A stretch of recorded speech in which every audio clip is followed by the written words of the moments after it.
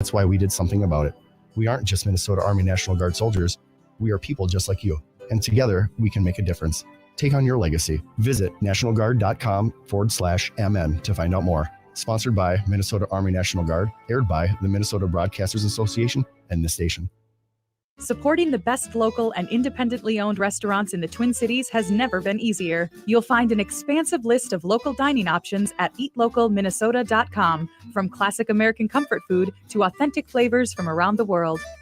Specializing in Szechuan and Peking cuisine, the Great Wall Chinese restaurant has been a local favorite since 1981. They offer one of the most extensive menus in the Twin Cities. Favorites include the sesame chicken, imperial beef, and Peking duck. The Great Wall restaurant is located off 45th and France, with takeout available too. More at greatwallrestaurant.us. Nightingale on 26th and Lyndale is the ultimate venue for unforgettable gatherings. Whether big or small, your event will be a hit with delicious food and drinks served in a warm and inviting atmosphere. Plus, Chef Carrie's special creations add that extra touch. Craft cocktails, curated drinks, and a diverse menu make Nightingale perfect for any celebration. More at nightingalempls.com. Tune in every Saturday from 2 to 3 p.m. for a full hour celebrating LGBTQ stories, culture, and entertainment in Minnesota with This Queer Book Saved My Life and The Gaily Show. Can't catch the shows live? Then listen through your favorite podcasting app. Plus, you can watch The Gaily Show anytime on AM 950's YouTube channel or Facebook page. For all the details, visit thisqueerbook.com or am950radio.com. We'll see you Saturdays at 2 p.m. or anytime via podcast, YouTube, or Facebook. Hey, Peggy to all my friends and relatives in 4 directions. This is Robert Pilot of Native Roots Radio presents I'm Awake. I'm here to ask you for your support. Finding honest Native-centered news is not easy. But with your support, we're able to provide accurate information about Standing Rock, Line 3, treaty violations, and COVID-19 in our Native communities.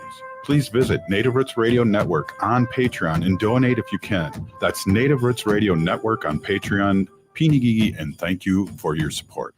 With a look at your AM 950 weather, I'm Patrick Lilia. Showers and thunderstorms continue tonight with a low of 53. And Wednesday, another chance of rain with a high of 56.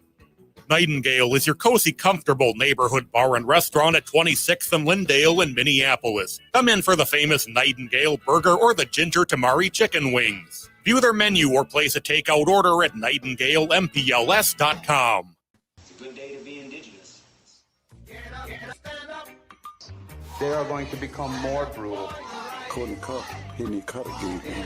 Because all the hippies were trying to be Indians anyway. They're going to become more repressive. Because it's a good day to be indigenous. They are going to become more brutal. Couldn't cut, hitting cut again. Because all the hippies were trying to be Indians anyway. They're going to become more repressive because it's a matter of dollars and their illusionary concepts of power. Hey, Victor. We must live in balance with the earth. And also with recent happenings at Wounded Knee. I am awake. Welcome to Native Roots Radio presents I'm Awake, and I'm your host, Wakanja Hade. Hey, Kadagi to all my friends and relatives in 4 directions. You are listening to Native Roots Radio presents I'm Awake, and I'm your host, Robert Pilot. We discuss local, national, Native news and events, and as you know, Haley, Native issues are human issues, and human issues are Native issues.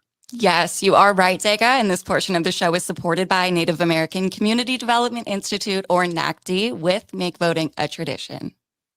We love those guys and the work they do, and Robert Lilligren, the leader of that group, is just an awesome person, and you can hear him almost every Thursday on Native Roots Radio. So we are excited to have the Minnesota State Lieutenant Governor on the show right now, and Lieutenant Governor Flanagan, thank you so much for being on Native Roots Radio. Oh, thanks so much for having me. Gosh, I'm really excited to be able to be with you live from the Comfort Inn in Rhinelander. The old Rhinelander, Wisconsin. And what's exciting, Lieutenant Governor, is that we have a big reach in Wisconsin. We're on over 18 stations in Wisconsin, and we're excited to amplify what you're doing today and also talk a little national politics. So again, big Pinigigi for being on, Peggy. It's my absolute pleasure. And when I was asked to come to Wisconsin to surrogate for the Biden-Harris campaign, I jumped at the chance. I think, we have a healthy rivalry between Minnesota and Wisconsin, right? The Vikings and the Packers and the Badgers and Gophers. Absolutely. But I think we do have shared values, really grounded in caring for one another and just making sure that everyone has an opportunity. And so that's why I'm here. Also, I love cheese. So figured there'll be lots of opportunities for that here. Well, I went to Madison for a few years, but I did more studying in the bar than in class. So I had to get my degree in Minnesota, but there's so many similarities, and I didn't know cheese curds in Wisconsin aren't the way they make them here in Minnesota. Do you know that? Well, they're cold in Wisconsin, Yeah. right? And in Minnesota, we deep fry them. Listen, I'm not going to discriminate against cheese. I like it in all forms. Yeah. You might not like me back, as many of our indigenous relatives know, but I love it. But yeah, seriously, I am so happy to be here this weekend and just traveling around the state. There's incredible opportunities here, I think, to connect with voters, with a Native vote that I think has truly the power to decide this election in swing states across the country. And it is critical that our people turn out and vote and, in my opinion, vote for Democrats. Absolutely. And one of the things we talk about so much on Native Roots Radio is our trifecta here in Minnesota. And we would love that with our neighbors in Wisconsin. Absolutely. And, that's, I think, part of, the message that I want to send here as well. Things like making sure that every child can eat breakfast and lunch at school, paid family and medical leave, protecting access to abortion and reproductive rights, and just investing really in the things and the people that we care about. Many of the things that we got done this last legislative session, we've been laying the groundwork to organize around for decades. So I think, and watching what, Ben Wickler has done here with the Wisconsin Democratic Party, redistricting that is finally more fair and just, the opportunities here in Wisconsin to do that as well. It is, the time is right. And I think 2024 is really the year to make it happen. What I really like, and Lieutenant Governor, I have a different job we don't talk too much about here on Native Roots Radio, but I do have a different job, and I go to Wisconsin quite a bit. And there's a great sign that says, "Vote Democrat because they vote for you." Yeah. And I think that sums it up, right? Like the contrast that we see between Joe Biden and Donald Trump, I think in this moment could not be clearer. We have, a president who has a long track record of investing in tribal communities, since Biden-Harris has come into office. I think it's been, really powerful, especially with our Auntie Deb, right, with Secretary Howling, who has been in this role. It's a complete game changer for us. The kind of investments, historic investments in Indian country, in infrastructure, in healthcare, in education, it really of honoring the promises that the government made to Native people and continuing to build on that. The compassion with the boarding school work that, that has been invested in.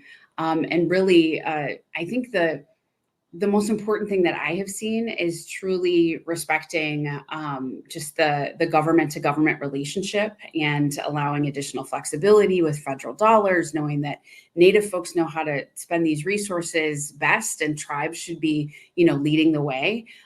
That's what I've seen come out of the Biden-Harris administration. And the contrast with Donald Trump, who has openly just said foul and racist things about Native people, who has zero respect for sovereignty, for even the sovereignty for us as women, or over our own bodies and our ability to make our own healthcare decisions. And he's in it for himself.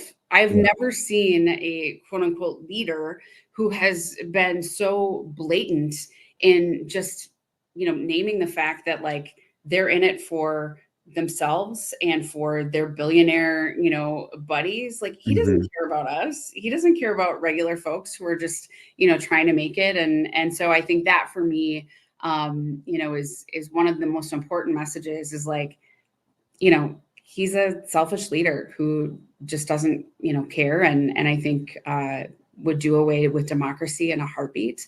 And we can't let that happen. And I think, Native folks can really be the determinant this year. And that's why I'm here. And that's why I'm here in April. And, we'll continue to come back to Wisconsin and to swing states across the country to make sure that people know what's at stake and that we have the power to make the difference in this election cycle. Yeah, it surely showed that the last presidency, and I know people like Robert Lilligan's group, Rock the Vote Native Style, or not Rock, Make Voting a Tradition, they registered 9,000 new voters, Native American voters in that last cycle, which helped the governor and lieutenant governor of Minnesota, but also nationally. That's absolutely right. And when I think about NACDI, right, and I think about just even the phrase "make voting a tradition," voting by moving forward by consensus is so grounded in so many of our communities, right? I think sometimes there's this vibe of like, oh, that's not our system, right? Like, sometimes folks don't want to participate in that.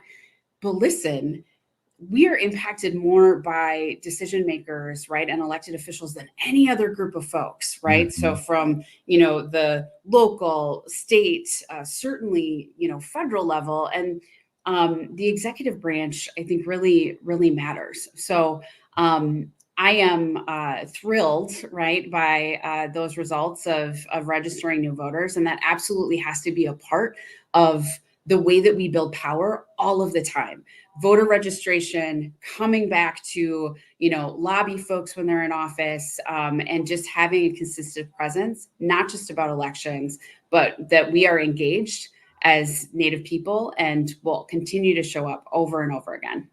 Hey, we're here with Minnesota State Lieutenant Governor Flanagan, and we're talking about Biden and also our sister state, Wisconsin. And we're going to be right back after this short break. Stay with us.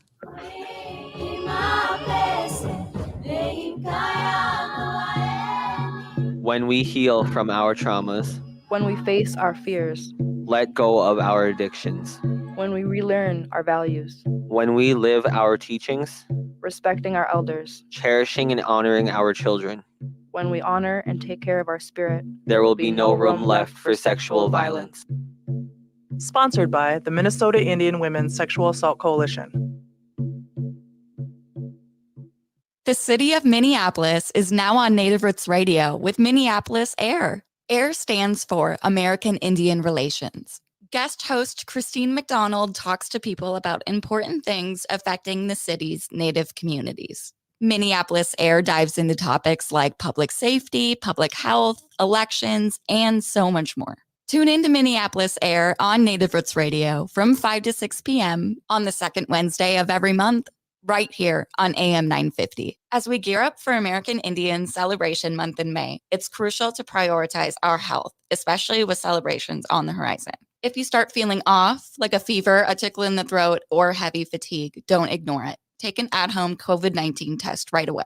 And remember, if you're not feeling well, it's okay to stay home. Your health comes first. A quick note on COVID testing. The Minnesota Department of Health's free COVID-19 at-home testing program has ended. But don't worry, if you're uninsured, you can still find no-cost tests using the CDC's COVID-19 testing locator. If you have health insurance, you might be eligible for free tests or reimbursement for testing expenses. Just ask your local pharmacy or health insurance provider for more information. Stay informed, stay protected. Let's prioritize our health this American Indian Celebration Month in May and ensure our communities and elders remain safe and healthy. This message is brought to you in partnership with the Minnesota Department of Health. Visit health.state.mn.us. Anine, I'm Lieutenant Governor Peggy Flanagan, and you are listening to Native Roots Radio. Welcome back to Native Roots Radio presents I'm Awake, and this is Robert Pilot. This portion of the show is supported by the Minnesota Indian Women's Sexual Assault Coalition. Oh, we love those guys and the work they do all over Turtle Island. And again, they were one of our first sponsors 7 years ago. So we really have a deep heart and relationship with Minnesota Indian Women's Sexual Assault Coalition. Great work there. Hey, we are here with Minnesota Lieutenant Governor Flanagan, and we are really excited to talk about what she's doing today and also amplify a few things that we all love to talk about here on Native Roots Radio. Welcome back. Thanks so much. I'm so happy to be here. There's you were talking about the contrast earlier in the last segment between Biden and Trump. There are so many stark ones. How about if you pop out a couple of them, because I know Indian country and the people that listen to Native Roots Radio sometimes need to be reminded. Yeah, so I think for many of us, right, like those 4 years were just so dark that we try to, forget them. And, it was just like the days of what is he going to tweet, right? Like having a little like pit in your stomach, which like world leader is he going to go after for no reason other than ego? As a mom, right, literally having to turn off the TV when he came on because I couldn't have my daughter like listen to his like violent rhetoric and crude behavior. And I would think about who the president was like every single day. And it was, I think really traumatic for so many of us. One of the things that, he did is signed authorization for the Dakota Access Pipeline the second day he was in office. That I think is, deeply painful. And, juxtapose that with, the leadership of Secretary Howling, that was, who was appointed by President Biden to be really deeply committed to clean energy and this clean energy economy and, making sure that we have a pathway away from fossil fuels. And that's incredibly important, right? The sustainability of our communities, that we are impacted more than anybody else. So that I think is very clear. And, taking folks back in the Wayback Machine all the way to 1983 or 1993, excuse me, when, right after the Indian Gaming Act was passed, that Donald Trump, there's this sort of infamous hearing where he, goes after tribes, uses some of the most like racist language and rhetoric I've heard. And then, talks about how he wants a system to be more fair, right? And that it's not fair for him to have to pay taxes. He's not really good at paying taxes anyway, right? But at the time, right, simultaneously, Chief Executive Melanie Benjamin reminded me of this just earlier this week, that he was actively getting ready to file for bankruptcy while he was testifying at that hearing. So, Indian gaming is one of the things that has really allowed us to, care for our own people, provide tourism and jobs to non-native folks, right? Healthcare to people. Like it is one of the ways that we're able to support our communities. That is always under threat, and specifically, right, under threat by if Donald Trump is reelected. And so like that's real, and we have to talk about it. Versus, right, the Biden administration that has been, committed to our ability, right, to be able to care for our own people and our own communities and have, an economy and infrastructure within our own tribes that, again, if Indian country is doing well, the rest of the community, the region, the state, and the country are doing well. And I think that the Biden-Harris administration, really understands that. Absolutely. And, again, I'm referring back to my other job that I don't talk about much here on Native Roots Radio is that let me back up a second. We have Bob Blake from Red Lake on every Wednesday, and he gives us solar news. He's the solar bear with the solar news, and it's really fun. But he talks about what great work the Biden administration has done, not in Indian country, but all over with renewable energy. Yeah, the investments have been significant, and I think like we just need to keep talking about it, and that is why I'm here and trying to spread the word, and we'll be continuing to chat with folks about what is at stake. These investments are real.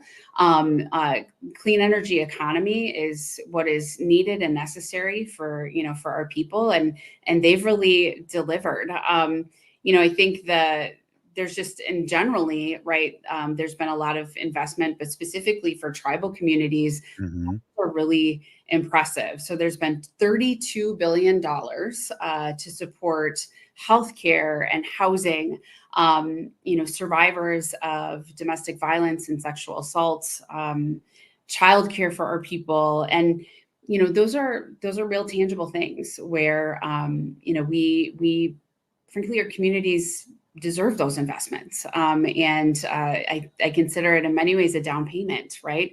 The Biden-Harris administration understands that, and I think will continue to make these investments. One of the things that I think is so critical for tribal communities, especially our reservation communities, are those investments in infrastructure. So it's $13 billion to fix roads and bridges, provide clean drinking water for our people. And then, Robert, as you mentioned, more than $720 million to help tribes to adapt and plan for climate change, to mitigate drought, support fisheries, and then transition to a clean energy production and use for our communities. So there's real money. $3.5 billion for high-speed internet across the country. We know how much that is needed in our communities, especially rural communities. And then just generally, overall providing just more of I think a greater role in the management of the land and water that have cultural and natural resources that are significant to our people. So that's been just like a lot to talk about. So we need to continue to talk about it. Yeah, and remind people because it is night or day. And I'm glad you mentioned broadband, because a lot of our tribes are out there, and a lot of our farmers and a lot of other people. And we found out during COVID that we need an infrastructure update, and the president and their people reacted accordingly. That's right. And I think again, continuing the tribal summits, the government to government work and conversations, as well as being really clear that there are opportunities to work within and to support urban Native communities as well, right? We don't all live on reservations, and that, and I think that there's been a commitment to that too. And I am eager for the Biden-Harris administration to be able to continue this work. We are not done yet. And so I think, having 4 more years is going to give us an opportunity to build a really solid foundation to set us up for success, into the future, to strengthen this relationship between tribes, right, and the federal government, but also to make sure that they continue to deliver on their promises, for our communities. Well, we talk about a lot here in Native Roots Radio about Biden as being an elder. And what I mean by that, that's a Native way. When somebody's older, that's who you want to find out things. And he's got a great cabinet and people working for him. But we respect our elders. That's right. And here's what I know. And I'm going to share this story around the state today. But the first time that I ever met President Biden, it's when he was vice president. I was invited to his home for a celebration for advocates around domestic violence and sexual assault prevention. And I was with Dave Wellstone, the son of our late great Senator Paul Wellstone. So the two of us got to meet with him before sort of the big party. And I told him my story about being a survivor of domestic violence and a child witness of abuse, and the care that he had in holding and hearing my story. He gave me a hug, and I felt seen and supported. And it really, he encouraged me to keep telling it. And I think there's something like, if you can tell the vice president the story, I bet you can tell other people. But it was just the incredible kindness. And so that for me is, he is an elder, right? He is wise. He is caring. And I think, coming back to that piece, Robert, I'm so glad that you brought that up, right? We respect the wisdom, right, and the experience of our elders. And, that is clearly something that we need to keep talking about. He has a great big heart, and I am grateful that he has been our president and stepped up during a time when we were all just experiencing incredible trauma, and has set us on a road to healing. Wow, really good medicine. We are here with Minnesota Lieutenant Governor Flanagan, and what good medicine you're giving our listeners today. And everywhere you speak, you give us chills. And when I was a high school teacher, I always said, thank you for doing what you're doing, a big Peenigigi, because our young ones need to see people that look like them in leadership capacities. So I will not call you Senator yet, but I will call you Minnesota Lieutenant Governor Peggy Flanagan. Thank you so much. Peenigigi miigwech, thank you so much. And I'll talk to you again soon. Sounds great. Thanks. That was our great Minnesota Lieutenant Governor Peggy Flanagan. We'll be back right after this short break. Please stay with us. J&S Bean Factory is a native-owned, community-supported, cozy, artsy coffee shop which offers roasted on-site beans, live music, and baked goods. Relax in the beautiful outside patio. City Pages writes, voted top 10 coffee shops. Tucked into a quiet corner of St. Paul's Highland Park neighborhood, this coffee shop roasts beans on-site from the best coffee-growing countries in the world. Located at 1518 Randolph Avenue, St. Paul. The good stuff. Minnesota has the only original wolf population in the continental United States. And 80% of Minnesotans believe the wolf should be protected. Howling for Wolves is asking Minnesotans to respect our true wildlife manager, the wolf. Their survival is critical to our ecosystems, our communities, and even our economy. As highly intelligent animals with strong social bonds, Minnesota wolves deserve to be protected and admired. Learn more at howlingforwolves.org. Let's live and let howl. Attention transit customers. On Saturday, March 16th, Metro Transit will make changes to transit service within your community. As we do each quarter, we review our resources and ridership trends. These service changes continue our ongoing work to best serve customers throughout our system with our given resources. A summary of the upcoming service changes and a preview of the updated schedules are available now at metrotransit.org. Hi, I'm Chuck Manette, owner of Native Concrete and Masonry. Whether it's cracks in your existing sidewalks, steps, chimney restoration, or a whole new project, you can trust our team to ensure satisfaction through detailed planning and precision. Native Concrete and Masonry is a Native American-owned business, and we have worked with our clients throughout the Twin Cities metro area. We work closely with our clients to accomplish our initiatives. Learn more at nativeconcretemasonry.com.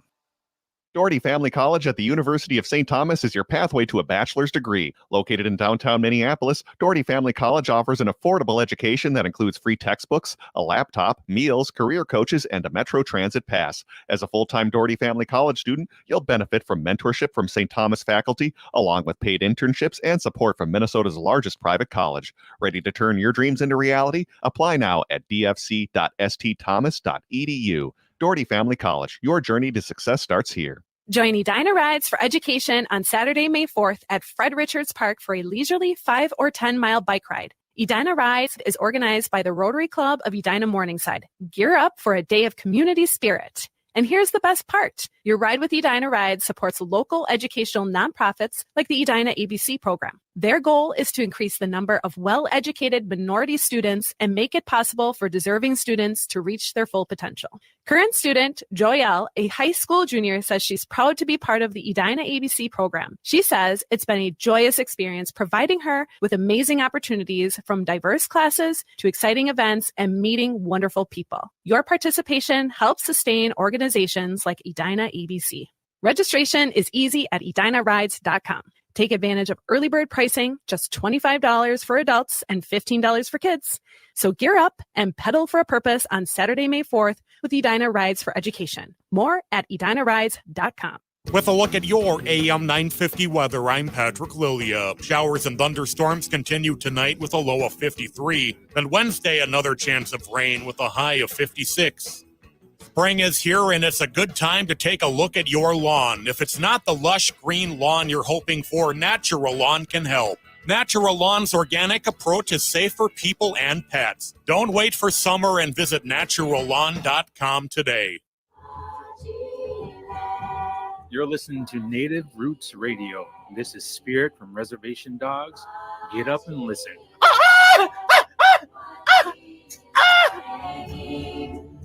Welcome back to Native Roots Radio presents I'm Awake, and this is Robert Pilot. This portion of the show is supported by Native American Community Development Institute, or NACDI, in Minneapolis. Hey, was really great to have the Lieutenant Governor on the first segment. What a well-spoken.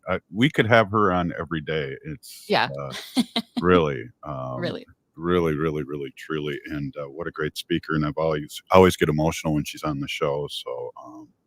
Yeah, big Peony Gigi. Hey, we are here with John Williams here, and he's a movie producer, and we know him for other things here in the community. And John, don't laugh. You are a movie producer. Well, it looks like it could happen. Well, we are going to be talking about the movie you're going to be working on, and we really appreciate you coming on and talk about the process and talk about where you're at with your next coming project. And we're excited to amplify that today.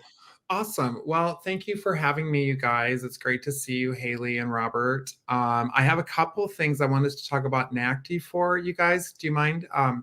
We have some really fun stuff going on at the gallery at All My Relations. We've got an artist market coming this weekend. So it's Friday and Saturday. We've got 15 to 20 vendors. It's going to be from 10 to 2 right at our gallery next to Power Grounds on the Ave, but it should be great. I was at the last one and spent too much money. But that's a good thing to do, is come and spend money on artists. So please come Friday, Saturday, April 19th and 20th, 10 to 2, 10 a.m. to 2 p.m. Yeah, we are excited, and we love to come there, Haley and I, and we're going to be excited. We're going to be part of the market when it comes out this year, Native Roots Trading Post. And we have those cool little hoodies that you had taken a picture and put on Facebook up there, and we're excited to get those out there. Yeah, everybody likes that, so I'm gonna need more. The other thing is we have a new exhibit opening, you guys. It's Frank Buffalo Hide, and he is opening a show called Alternative. It's painting and sculpture, and he's an amazing artist. It opens May 9th, and just vivid and pop culture saturated. His work reflects on the commodification of Indian culture and the assertive roles for Native American identity in the contemporary world. So it should be a stellar exhibit. Opening reception May 9th, 6 to 8. Let me just double check. 6 to 8. I was right the first time, May 9th. So please come down, celebrate Native art with us, come to the market. Thank you for letting me promote those things on the show. Absolutely. And Haley talks about them, and we have Robert Lilligren on Thursdays too. So we love talking about what's happening on the Native corridor in Minneapolis. And I just want to remind too, all our listeners out there, everyone's invited, all our allies out there. Absolutely. There is so much fun and joy. Stop in the coffee shop, check out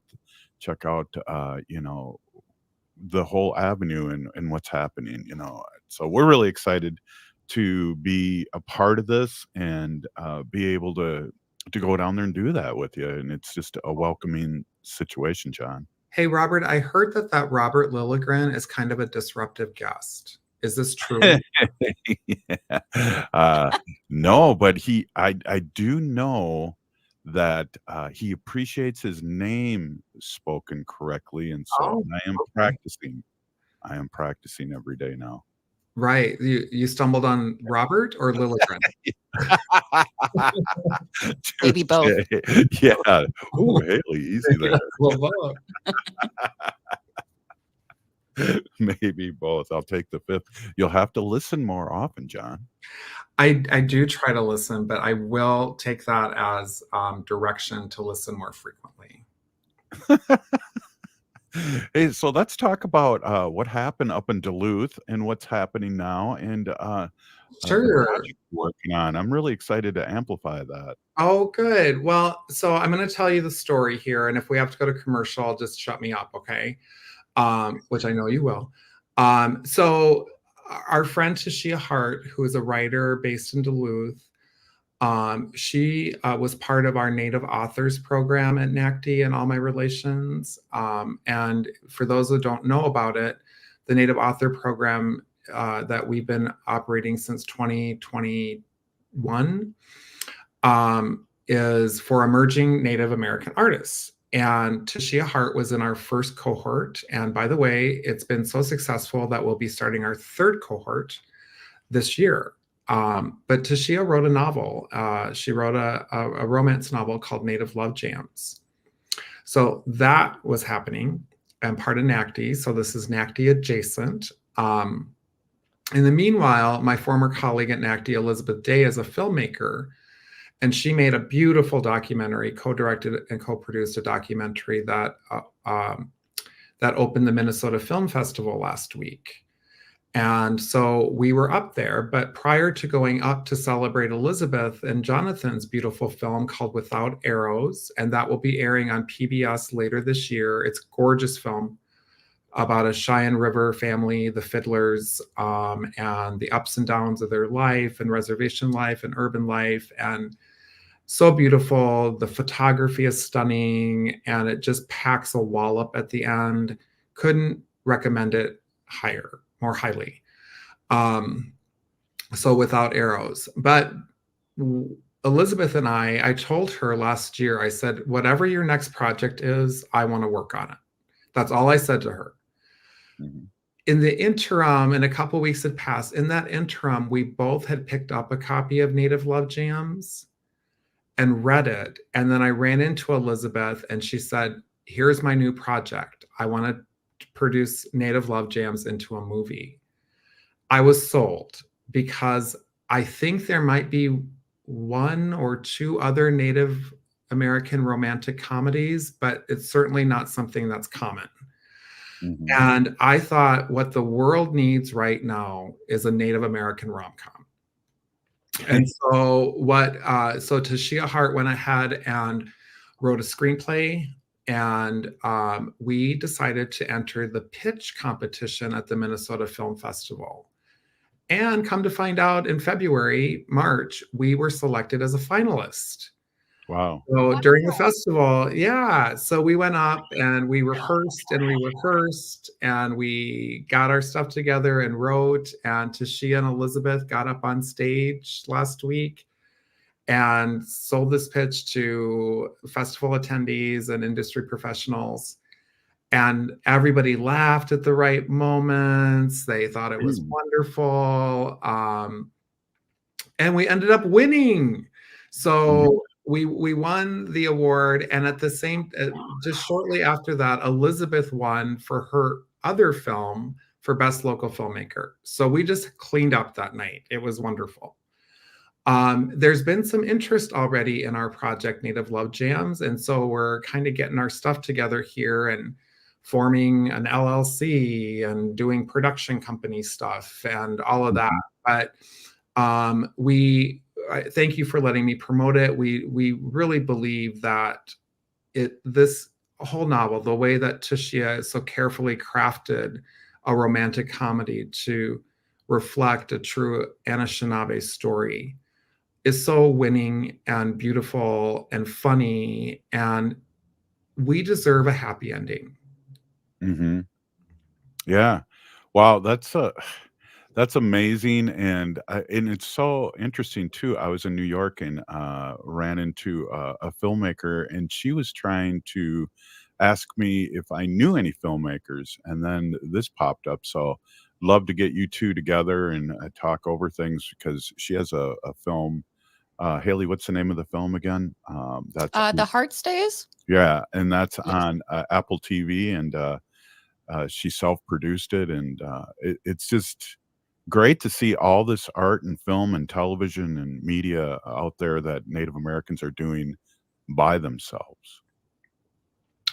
Well, that's what Elizabeth and I want to do with our production company is we want to not only produce cool Native movies, we want to build Native talent within the film industry. We would love to see more people getting trained in being a grip and being a focus puller, being part of a production. So many people love movies and they may think that they don't have an in to become part of the movie making process or TV making process. And so we want to strategize about ways that if we bring productions to Minnesota, are fortunate enough to do that, that we focus on how that's going to most directly impact our Native communities. Absolutely, and we always talk, and I know we've talked, you and I, about Natives telling their own story, whether it's fiction or nonfiction.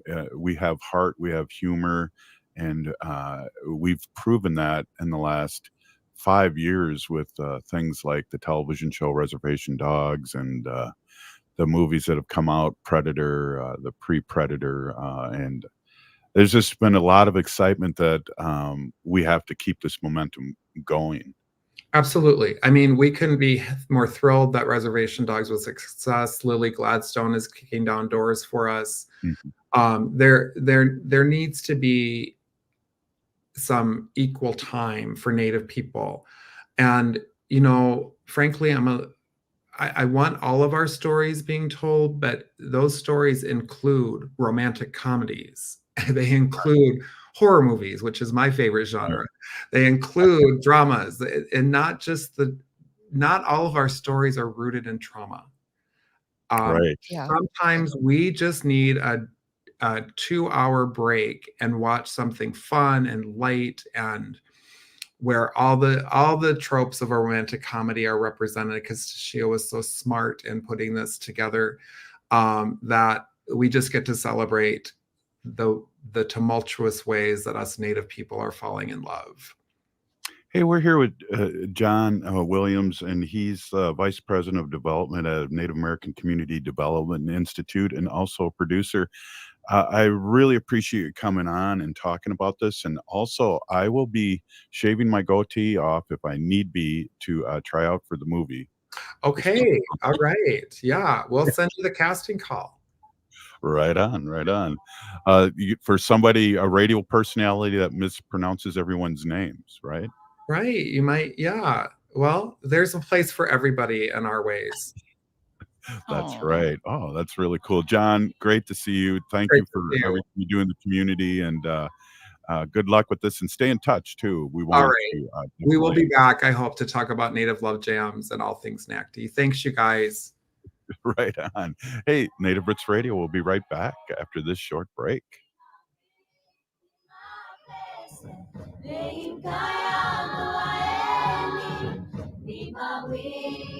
Attention transit customers. On Saturday, March 16th, Metro Transit will make changes to transit service within your community. As we do each quarter, we review our resources and ridership trends. These service changes continue our ongoing work to best serve customers throughout our system with our given resources. A summary of the upcoming service changes and a preview of the updated schedules are available now at metrotransit.org. As nature awakens this spring, let's awaken to the call of protection. Native brothers and sisters, Let's bloom together by getting vaccinated against COVID-19. Let's nurture our heritage and safeguard our futures, one vaccination at a time. So be a vaccinative this spring by protecting yourself and others in our Native community. Whether you're due for an updated vaccine or just getting started, all COVID vaccines offer vital protection against severe illness. For our elders over 65, the latest vaccine is recommended by the CDC to maintain protection. So spring forward with strength, Native communities. Embrace the renewal of the season and safeguard our traditions by getting vaccinated against COVID-19. For more information, including details about clinics offering free vaccines, visit vaccines.gov. That's vaccines.gov. This message is brought to you in partnership with the Minnesota Department of Health. The city of Minneapolis is now on Native Roots Radio with Minneapolis AIR. AIR stands for American Indian Relations. Guest host Christine McDonald talks to people about important things affecting the city's Native communities. Minneapolis AIR dives into topics like public safety, public health, elections, and so much more. Tune in to Minneapolis AIR on Native Roots Radio from 5 to 6 p.m. on the second Wednesday of every month, right here on AM 950.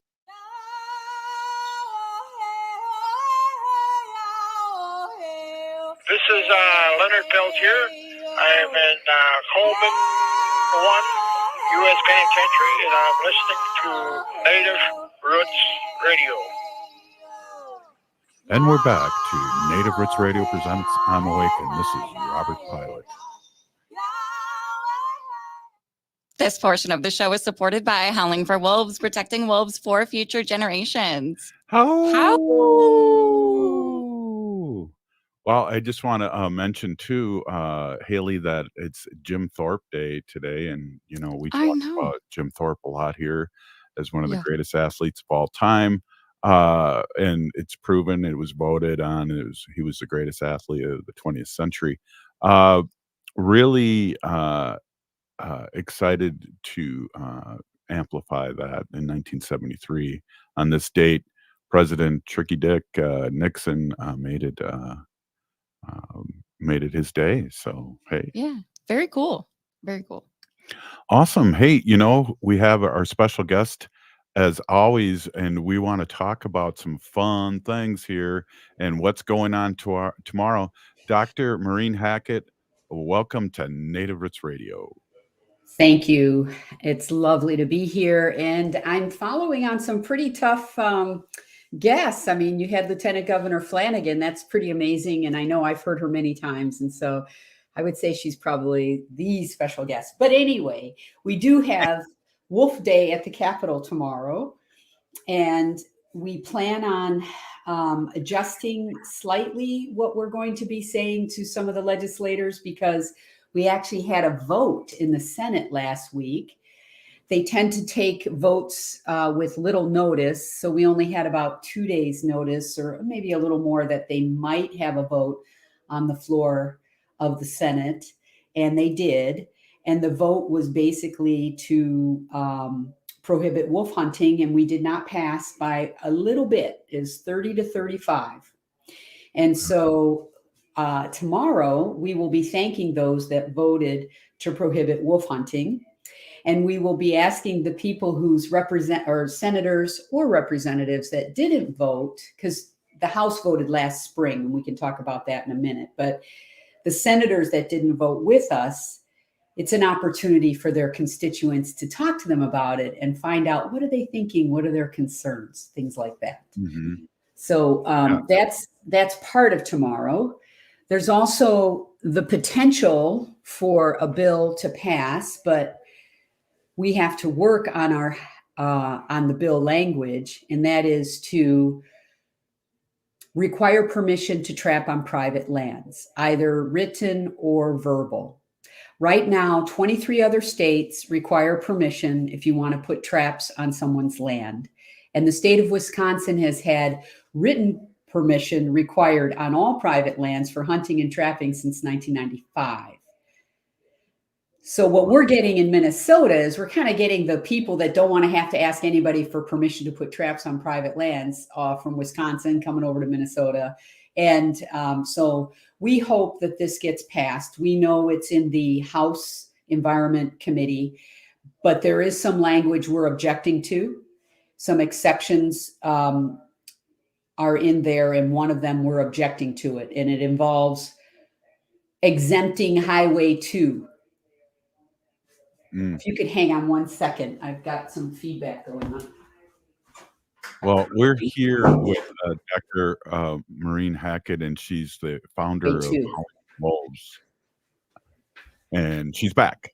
I'm back. Sorry, I just had to close the door. I left the radio on in the other room, and I didn't want you guys to hear it. But so basically, tomorrow's Wolf Day. We plan on gathering with other wolf advocates. We have these great new T-shirts. I mean, I really like them. They're a hemp viscose material that's actually heavier than the kind we've had in the past.